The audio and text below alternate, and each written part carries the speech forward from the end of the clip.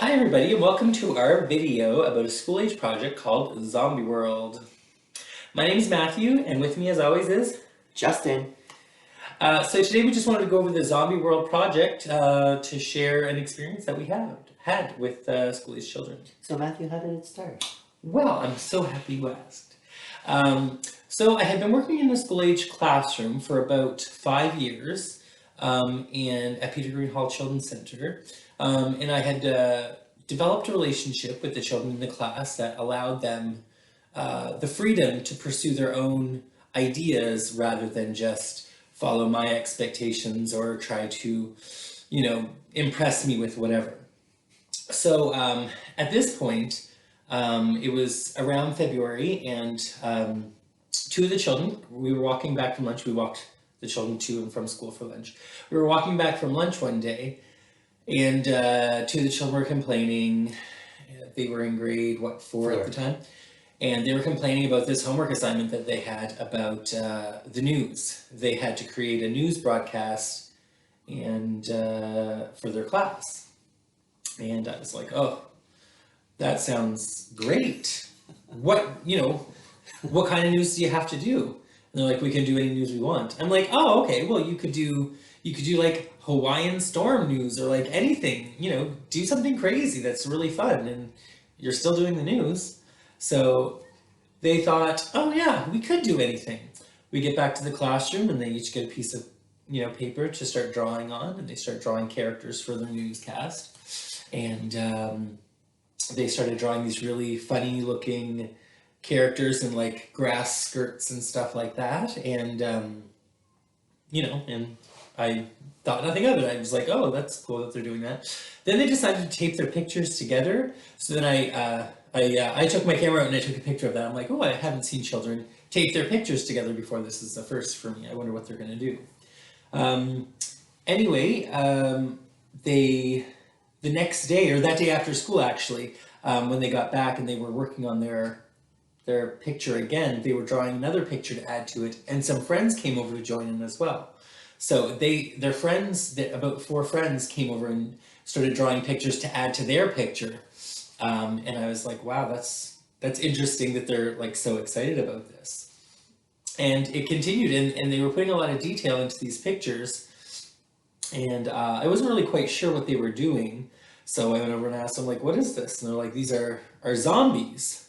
This is Zomboy. And this is, what we're doing. I'm like, oh, interesting. So they kept doing their thing. I kept taking my pictures and, staying kind of out of it. It was their school assignment after all. And then, the homework assignment was due, and who knows what happened with that. But what they did was they kept adding to this picture together. So they had too many people at the table to fit on just one of the tables that we had. So we started putting tables together to make more space for all these kids to work, 6 kids to work on one art piece. Then, as they added more and more, it got too big even for the tables. So we had to knock down one of our shelves in the classroom, a 3 foot by 4 foot shelf, knock it flat and have that as their flat surface to put the zombie stuff on. And when they saw that, they're like, oh, we have to get to work and draw more pictures and fill that up. And I'm like, well, that wasn't really what my plan was. But whatever, go ahead and keep making your pictures. So they kept making pictures, and it got too big even for the flat shelf. And it got to the point where it's like, okay, this is so big that we're not going to be able to reach all sides of it no matter what we use unless we use the whole floor space. And I can't make the whole class tiptoe around this thing. So what we decided to do is we decided with the children to put it up on the wall. And once it went up on the wall, it was like, again, they were like, oh, we better make a lot more pictures to fill up this wall. And I'm like, whoa, we're not in any hurry to fill the wall with paper. The fire marshal will not like that. But they did. They kept filling it up and adding new stuff to it. And we were noticing in the class at the time that they were starting to like divide themselves into like different tiers and groups of artists that were connected to this work. So they had some people who were like original creators, and that was the 2 original boys, and then they had the next group of 4 who joined, and they were like the second tier of creative people. And then anybody who joined after them had like a job title. Like they had people who were, they had to make all these little icons that were like this rectangle with an X in the middle and then like a blacked out top, which was the hat. We have a picture of it here. Nope, that's not it. That's the original guys, not the ones that were repeated over and over again. I don't know if you're gonna see that. It's gonna be hard. It's not that one. Anyway, yeah, it's in this book, The Power of Emergent Curriculum, written by Carol Ann Weed. Anyhow, so they had people who were drawers, people who were cutters, and people who were like placers or something.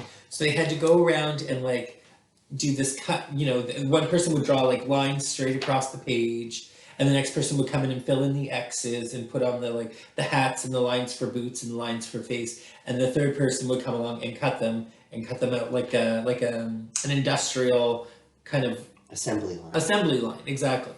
And it was just kind of really interesting to see how they had like developed into this, their own kind of designed culture or business type for the way that they wanted to work on this art. And from time to time, I would ask them about it, ask them what it was. And at some point, the name Zombie World came up. Yeah. And I was like, okay, Zombie World. So that's just going to be the title of the documentation every time I write something. So I wrote up Zombie World. The children are, going into groups, and there's a hierarchy of who are the bosses and the second bosses and the cutters and whatever. And it was really funny, actually. I had written up a piece of documentation and put it on the wall. And the original two boys went to read it, and a bunch of the other kids did too. And when they read it, they were like, "Oh, Matthew, this is not what we didn't call it Zombie World. It's not Zombie World. It's something else." Yeah. And I'm like, "Oh, sorry. What's it called?" And they're like, "It doesn't matter. We can call it Zombie World now." And like, okay, cool. So they were like critiquing my documentation on what they were doing, but they didn't want it to be corrected, I guess. So that was kind of funny. Another thing that happened around this time was the younger sister of one of the original boys, who was one of the youngest children in the classroom, was the first girl to join into this Zombie World. And what she did was her brother designed one of the rooms, one of the papers, and he didn't like it anymore, so he was going to throw it in the garbage. And she said, "Could I have it?" And he said, "Sure." So she took his room that he had designed, and she put on a little zombie girl with a bow in her hair, and she decided to use color. And she put some pink in the bow and pink on her chair that would be her throne. And it was so funny because it hadn't occurred to any of these boys to add color to it. It was all just pencil drawing the whole time. So when Emily came along. When she came along and added color to it, it was like, oh, everybody can use color. It was like she had the color paintbrush, and now everybody had license to do that. And then everybody was adding color, like to the trees and to the fire-breathing dragons or the shark that ate money. Like lots of different things got color at that point. So it was kind of an interesting turning point in the art itself. And I think it was interesting because when it went from the table to the shelf to the wall, and when they had all their jobs laid out, that was, I think, when you came over to me and say, "I think you need to come over and have a look at this." Right. And so when I did that, the other teachers in the classroom were kind of like, "What's going on here?" Yeah, well, I also invited the other teachers over, but a lot of them didn't really care for it. They didn't think it was special. They didn't think it was important. And they're like, it's just a bunch of, boys drawing zombies and guns and fighting. Like, why is that special? And I'm like, it's so much more than that, So we always thought that it was kind of odd that we as male teachers saw value in Something that was kind of violence themed, and the women in the daycare didn't. And they were great educators who had done amazing things and talked about really difficult topics with their children, but they just didn't see the value in this. They just thought it was something, silly and whatever, who cares? But they were like, because of all those different jobs, Matthew and I would go in one day, and the way that it was all placed, but then the next day it's all of a sudden like it moved. And we closed the classroom, so we thought, when did these pieces move around? Yeah, so to give you a little more context, what they did was when they cut out these little zombie guys, they would place them on in the rooms to like act out scenes, sort of thing. Like they were little mini characters, but there were like hundreds of them on these like 50 sheets of paper. Like right there. And we'd like, you know, look at it very closely at the end of the day and be like, wow, that's really interesting. And then when we came the next day, we would often notice things that were different that we hadn't noticed the day before, but it was just because I think just because it was such a complex art piece that like it was impossible to kind of take it all in. You know, everything was constantly in flux and changing and evolving. And eventually they started to also change the way that the original papers went up. So originally they had, you know, drawn their paper and then taped it on. And then what they did with those papers was they called each paper a room. And it was for the zombie ship. So when you took a piece of paper, you drew a complete room and then you taped it on, sort of thing. But it was just kind of flat and static. Go ahead, show that. So this was like the starting, and then it started to do that. So, but once it was on the wall, you know, having it just add another flat piece of paper onto the wall kind of wasn't good enough, you know, especially because the further you got away from the center, it was almost like the more diluted the idea was. You know, it wasn't as important as those first couple of rooms in the middle. So what they would do instead of add to the outside is they would add interesting features to the inside rooms. So they would take a room and they would tape a piece of paper just on one side so that it would flap up and down. On the part that was showing was kind of this daytime scene of these, you know, zombies driving off to war or something like that. But if you'd flip it up, the underside was the same scene reflected, only it was nighttime and it showed kind of like differently what was happening, but like all the features were in the same place. So that was really interestingly done. And another thing they did that was similar was they had this truck, you know, taking supplies to the zombie army to fight the war against the other zombies, the aliens, I guess it was. And what they did was they added a flap of paper to the transport part of the truck. What is that called? Container. The container part of the truck. And what they would do is you would go over and look at it, and then as you opened the flap, like when you looked at it, it just looked like a container on the back of a truck. But when you opened the flap, it would show what was inside on the inside of the flap. So that was really neat as well to see that sort of thing happen.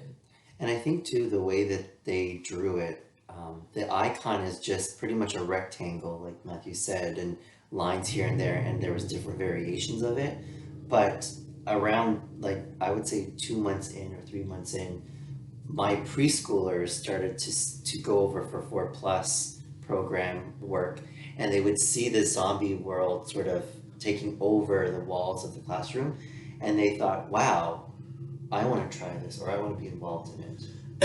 Yeah, and actually, as the children moved up into the school age room from 4+, as you know, as it happens at a certain time of the year, those children, you know, as they entered the room, they would quickly grab a piece of paper, make this rectangle with this X in the middle and these lines on it, stick it on the wall, not the way that everybody else did, but just kind of like hanging there, a little bit askew. It wasn't even a white piece of paper, it was a blue piece of paper. And it was like, I belong here now. And it was kind of interesting because previously when children had moved up into the school age room, you know, all the other kids are so much bigger than the newcomers who are the, you know, 4-year-olds and just turning 5 coming to a school age room. So, you know, they usually are pretty shy and reserved, and they don't feel like it's their space right away. It takes a long time for them to transition and really feel comfortable. But this zombie world was kind of like this passport or ticket into the after school room. I belong here. Look, my zombie's on the wall. Like, I'm part of this, whatever this is. So that was pretty interesting And as well. I liked when they would come back from the school age classroom, they would put it into their play. So they would, there's like these geo boards with elastics. They would make zombie worlds out of that. They started creating like hockey, yes, This like sort of that. thing. With They would- elastics. They would create like little tournaments where they would create blocks around a circle table and actually create little zombies and play hockey at the table. They asked their parents to make Zombie World cakes for their birthdays. Children were sleeping and thinking about Zombie World, even in the preschool classroom. Yeah, and another thing that was really great about it was they took this, this little icon of a zombie, this little symbol of what a zombie was, which was just a rectangle with an X in the middle. Yeah. That's all it had to be. And then it was kind of like this great excuse for like art, like what do you call it? Like an armature or something that holds it up, like a foundation of an art piece. Yeah. So all of a sudden, kids who thought they couldn't draw, they could draw a zombie dragon because they Yeah. would start with the zombie, the rectangle with an X, and then add dragon wings and add a tail. Or they would have zombie skateboarders and they'd have the zombie and then they'd draw the skateboard underneath. Or zombie turtles. Or zombie turtles. They would use, like, it was just such an interesting, like, life hack, you know what I mean? Art hack. Just start with a zombie and Yeah. then add the things that are really cool afterwards. And it kind of got some children to jump some levels really quickly in their development of fine motor skill. And they started to even write, like when they wanted to know they would say zombie turtle, and they would actually start printing because they were so interested in the character that they made. Yeah.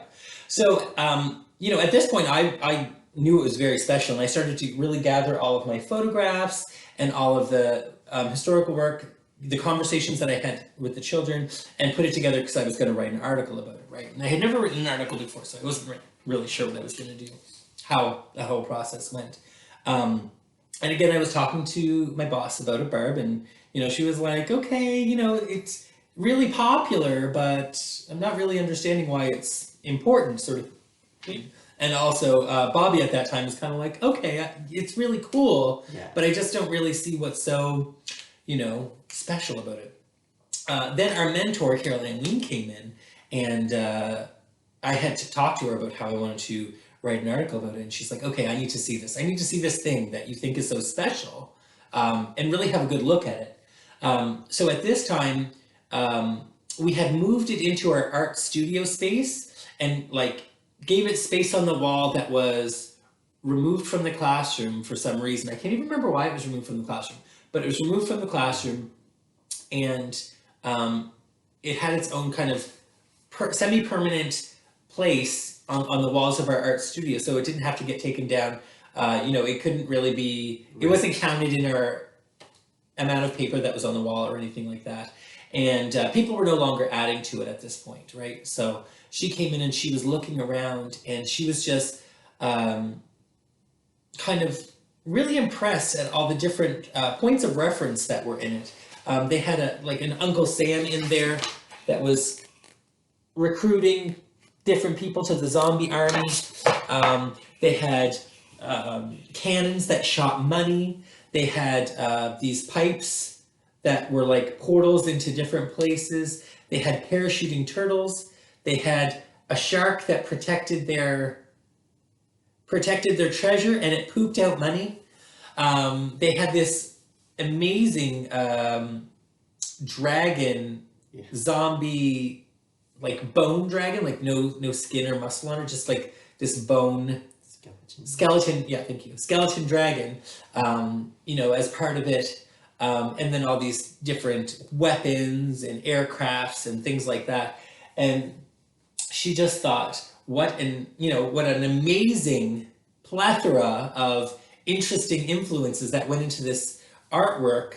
And what does it mean? What does it mean about these children? Where are they seeing this? What are they thinking about? Why are they thinking about this?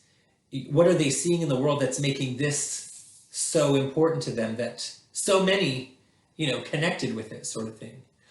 So she worked with me and we were able to publish the article. You can read this on your own time in this book, The Power of Enriching Curriculum. I'm sure your teacher has a copy of it, or she should. With all this. Yeah. That was basically the Zombie World project. Now, on top of that, some other things happened while it was going on. So Justin was doing his undergrad degree at NASCAD University, and he needed a Final project. final project. Go ahead, you tell us, Brad. Yeah, I will. So when all of that stuff was happening, I had to start thinking of what I would do for a final project. And one of the original boys asked me to come back over to the school age room and just look at Zombie World again. And then through our conversation, he thought that Zombie World would be a good project to do. And originally I was like, yeah, well, I definitely said yes. And what I did was I took four of the original drawings that they did and I was drawing sketches about them.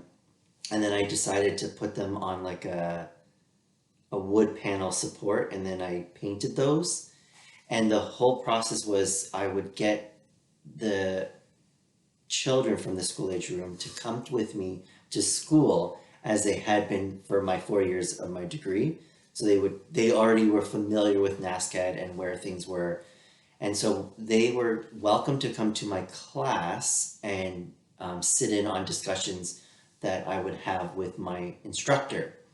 And when the children saw the four drawings or four paintings that I had started about Zombie World, they ever so gently, and I say that very loosely, told me that I copied their work and that this is not what they were talking about when they told me to do Zombie World. And they were having this conversation in front of my instructor, and I was realizing that they were right. I mean, I'm talking about original work and what that looks like.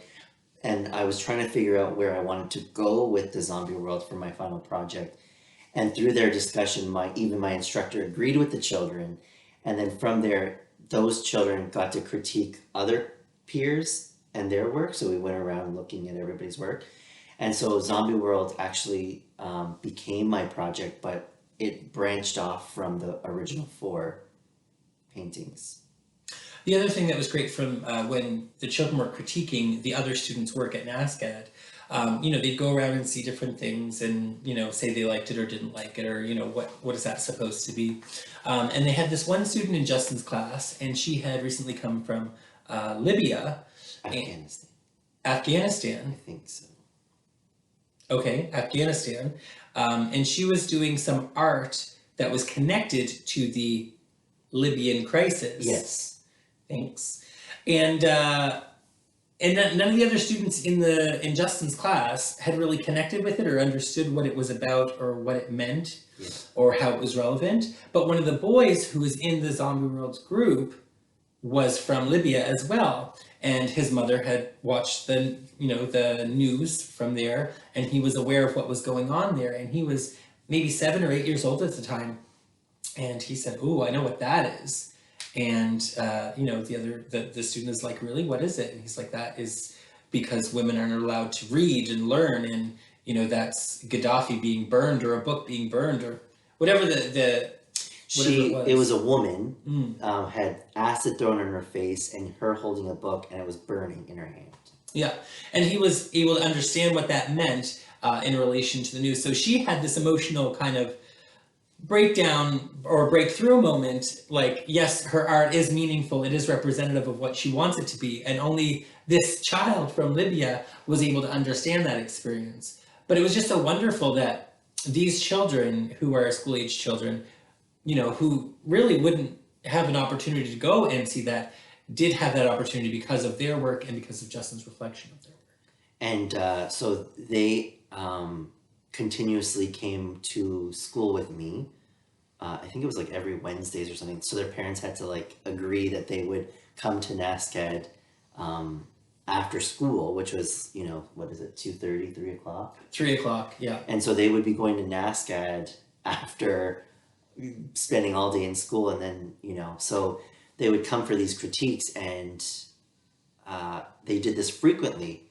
And then when the show was finally opening, it was probably in July, so that was their summer break. We had a really good turnout. Before you go there, it was a show not just for Justin. It was his graduating show, and there were several people showing at the same time as him in the Anna Leon Owens gallery. Justin had a certain amount of the space in the gallery that was dedicated to him. Yeah. And then there were, I think, 3 or 4 other students who were also showing at the same time. Yeah. It's like a graduation exhibit, so there was obviously more showings. Yeah. And so we had a section of the gallery.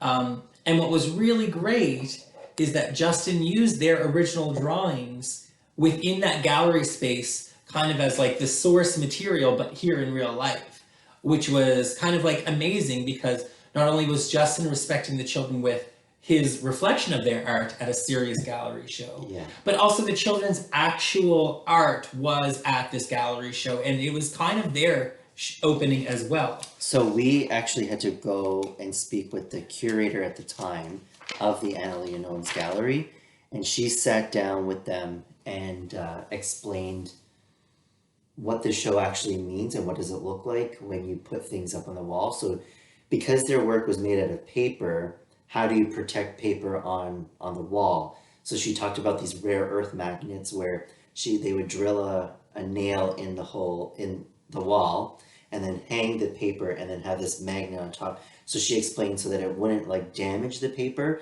but it would look like it's floating off of the wall.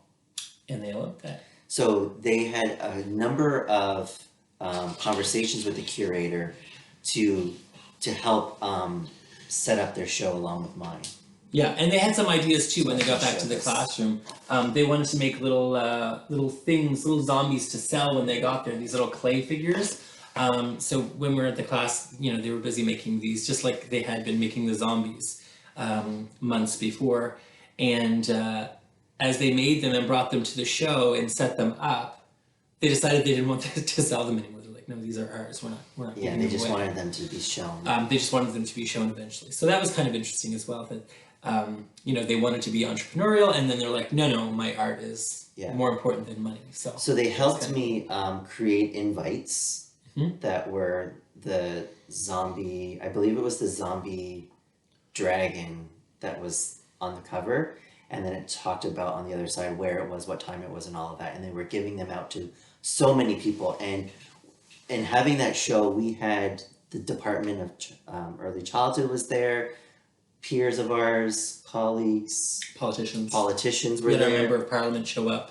And when the Megan Leslie, shout out to her, Yeah, Megan Leslie. she came to the show and she saw what the children had done and what I had done with them, and she said, I need this in my office. So she actually had us write a proposal and everything, like even though it was already approved, and it was for 6 months that we would be at her office. Yeah, kind of like as an extended art gallery Yeah. situation. So in Megan Leslie's office On Gottingen. on Gottingen Street, the stuff was shown on the wall there as So well. we had a huge opening and a closing, and it was there for 6 months, and people could come from the community and look at it. So Zombie World started not only just starting with Peter Green Hall, people seeing it, then it went to Anna Leonowen's and had another large group of people, and then it went to Megan Leslie's and it had another showing.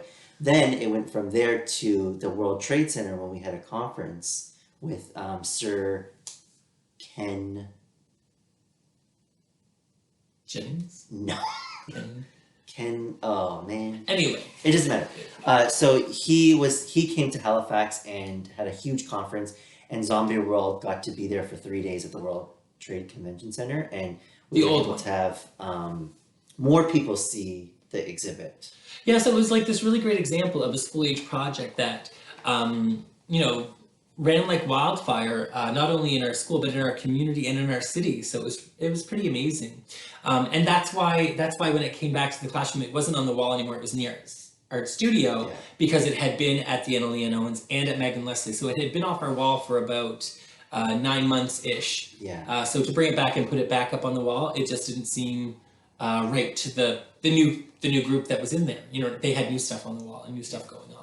So then we put it in the art studio, and it had inspired there for a couple of years. And even now, after all of the children who had been part of Zombie World left the school because it was 10 years ago. Yeah. 2012, 2011. Yeah, so after all those children left and there was nobody left who was connected to it, it didn't seem right for it to take up as much space. So what we did was we took some of the original pieces and we had them dry mounted on some foam board, so that it would be protected and durable and resistant to like flood and tearing and stuff like that. And it still lives in the after-schooler classroom in their, even now, 12 years later. And none of the teachers or children who were there at the time still work there because we've all moved on since then. But it's an artifact now. But it's kind of like this artifact of the center. So it's pretty great that, 12 years later, still these children's artwork is on the wall. Yeah. So that was pretty cool. And then this article got published, so we keep showing it, but if you want to see it, it's in that book. yeah, and we were able to present this topic around the world even. We presented it first in Toronto, well, first in Halifax, obviously, but then in Toronto as well. We talked about it in Washington, D.C. Washington, D.C. And then Osaka. And Hong Kong. Hong Kong. So, this school age project was able to go around the world with its with the excitement and importance of it. And I mean, my paintings that I did currently hang in our basement downstairs. Yeah, so we'll add a photo of that afterwards in post-production. And there is a video on YouTube that actually has a walkthrough of the exhibit, so maybe I'll send the link at the bottom of this. We'll connect it all to We'll connect it all. Yeah, so that's the Zombie World project in a nutshell. And it was just, this wild and crazy thing that we were doing. We were at the right time in our career. The children were at the right time in their creativity. And, it was this silly little homework assignment that who knows what happened to that homework assignment. Yeah. Like, did they get a mark? I don't even know. Nobody even talked about it ever after that. But it had taken on life in the classroom for about 6 months. It continued over the next year in the preschool classroom, the senior preschool classroom. And, and then it was on tour for 6 to 9 months. And then back in our art studio for years. And now it's still in the classroom. So you never know what is going to spark and what is going to take, and it wasn't like I wasn't pushing Zombie World ever. I wasn't like, hey, let's get back to our Zombie World work, or we really have to get more pictures on the walls. It had nothing. It had nothing to do with my influence, other than I was standing back, taking pictures, asking meaningful questions, and making space for it to occur without judgment, sort of thing, or without critique, without censorship. I think that was one of the big things, because boys in their play, especially when it's rough or violent or, something, it's often censored, and it's like, let's make it appropriate for all the children in the school. And it's like, okay, well, let's let these kids have space too. That belongs to them. So the fact that we didn't censor it, I thought was, reflecting now, I think that was one of the main reasons that it was so popular, because it's like, we can draw guns. We can draw fire. What other crazy, violent things can we draw? And, and there was all this potential criticism and question, like, is it okay for them to be drawing this? And it's like, why not? Nobody's getting shot by these guns. Nobody's getting burned from these fires. No, this shark does not actually exist. It's just artwork. It's drawings. It's what's inside their minds that they want to express, that they want to play with, that they want to try, in a way that's not going to harm anybody or be dangerous.